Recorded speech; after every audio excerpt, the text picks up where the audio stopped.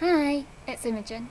In this video I'm going to be repotting my Monstera Deliciosa, which is in desperate need of a new pot. I'm outside for this video because I think it might be a little bit messy, but it is a bit windy, so I really hope you can hear me. I've had this Monstera Deliciosa for about a year and a half. I got it as a birthday present from my friends, and I'll show you a picture of what it looked like when I first got it. And you can see that it has grown quite a bit since then, but I've noticed that it hasn't actually put out any new leaves in a few months, whereas before I was getting new leaves quite often. I didn't know quite why this was, but I now realise that it's because it is really root bound and there isn't enough space for any new leaves. Hence why I need to repot it. So this is the base of the plant. You can see that it has roots sort of coming up from the bottom as well as aerial roots, but the real root boundness is at the bottom of the pot.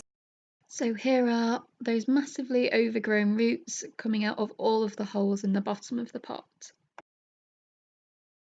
This is the new pot that I bought from B&Q. It's 25.4 centimetres diameter, which is an upgrade on the 19 centimetre one which I think it was in before. This is the soil mix, which you'll have seen from my last video. It's Soil Ninja, Monstera and Philodendron soil mix. Firstly, I had to get the Monstera out of its pot. I found that my boyfriend's pocket knife was the best tool for this because the scissors and secateurs just weren't strong enough to cut through the hard plastic pot. Cutting around the holes at the bottom was quite time consuming, but I was being careful to not cut any of the roots off. I've put these clips at 15 times speed and I really wish it had been this quick in real life. And here I'm getting the final bit of plastic pot off the bottom of the roots. I finally got my Monstera out of the pot and I've got all of the pieces here. That was quite difficult, but now I'm going to take off some of this old soil so that it's surrounded by nice new fresh soil. I didn't want to bore you with lots of root detangling footage, so this is actually towards the end of that part. It was basically just a lot of attempting to separate the roots from each other, then poking the soil to loosen it and trying to shake it out. It was quite satisfying to do, but I've got no intentions of redoing this anytime soon. Hey again. So I've just spent probably the best part of 2 hours trying to detangle all of the root system. I've managed to get quite a lot out, and all of these long roots at the bottom are no longer squished up. As you can see, there's still a fair bit of soil inside, but I think that's okay because lots of the roots are out, so we'll be into the fresh soil. So I'm now going to put it in its new pot. So here is the new plastic pot and outer pot I'm using. I put a bit of the Soil Ninja mix in the bottom and reused some of the old soil too. I wanted enough new soil in there so that the base of the plant would be about level with the top of the new pot. Once it was at the right level, I filled the pot with the rest of the Soil Ninja mix.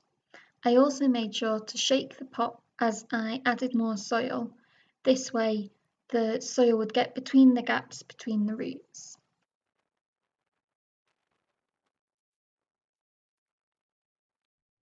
And here's a close-up of that new soil mix.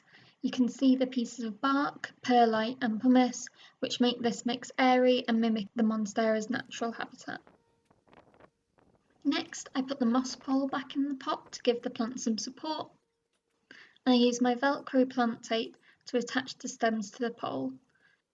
By doing this, I make sure that the leaves won't be so spread out, my Monstera won't take up so much space. Finally, I pop back in the little decorative dinosaur that lives in this pot. So I'm back inside now. As you can see, I've also had a shower and changed my clothes because I just had soil everywhere. It was even on my back. I don't know how it got there, but I thought I'd come back on just to wrap up this video.